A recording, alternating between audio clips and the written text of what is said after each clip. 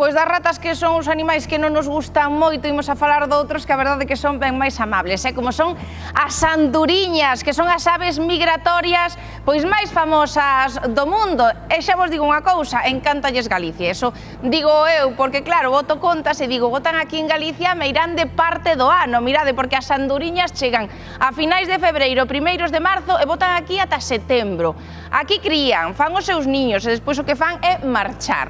Pero moito ollo, porque son unhas aves que están máis que protegidas por Real Decreto, e se atentamos contra elas ou contra os seus niños, imos ter sancións. É dicir, non podemos destruir os seus niños e moito menos molestar as anduriñas de forma deliberada, intencionada, porque as sancións poden ir dende os 3.001 euros ata, aí o vedes, os 200.000, así que, Emilio, máis nos vale coidar a todos os animais, pero as anduriñas sobre todo. As anduriñas especialmente, e ademais porque contribúen a outro elemento.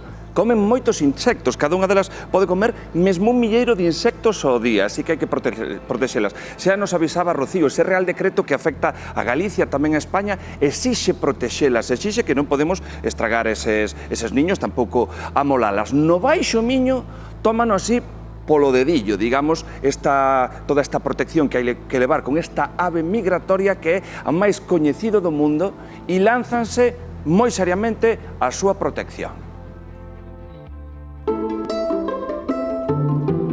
Agustín, chegou o bo tempo, estamos xa en maio, loce o sol, e desde finais de febreiro, principios de marzo, a anduriña volveu a Galicia, non? Exacto, viñeron non unha anduriña, senón 5 especies diferentes, en teoría temos, non? Está prohibido a destrucción dos seus niños, aínda que, como nós decimos, desgraciadamente sobre o papel, porque na hora da verdade non vemos que se actúe.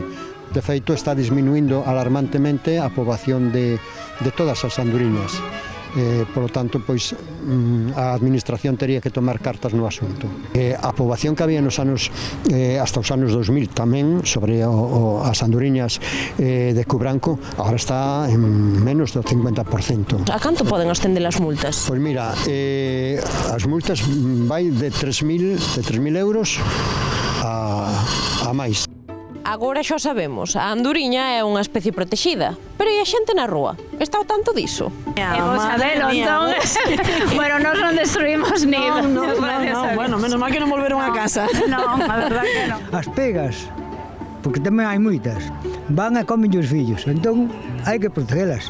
Agustín, precisamente, como vemos neste edificio, os niños péganse ás cornixas, non? Sí, contra as paredes, teñen que ser limpias de pintura para que os pegotes de barro queden ben na parede, pois mellor. Ese niño así, bueno, que como de barro, que así pegadiño no teito, iso. Na miña casa niñaban, pero se mira moi pouquiñas. E precisamente tamén a presenza da anduriña no noso ecosistema é moi beneficioso, non?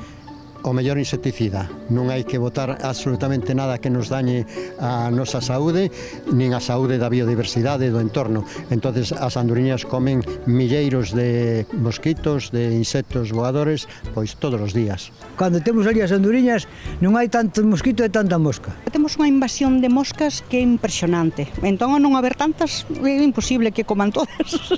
Mira, pois que se veña para Baixo Miño, que hai moitos problemas de mosquitos aquí na zona de Tomiño. Unha cousa tamén interesante é que as anduriñas se emparellan para toda a vida, é dicir, que son as mismas parellas que veñen todos os anos. Son fiéis logo. En principio, digamos que sí. A ver, son necesarias, está moi ben, e a verdade é que cada vez verse menos. Que non fan daño a nadie, que bueno, que cando están cascrías que son un pouquiño guarras, pero é unha temporadiña nada máis. Todos os animales fan falta, con exceso non, pero fan falta.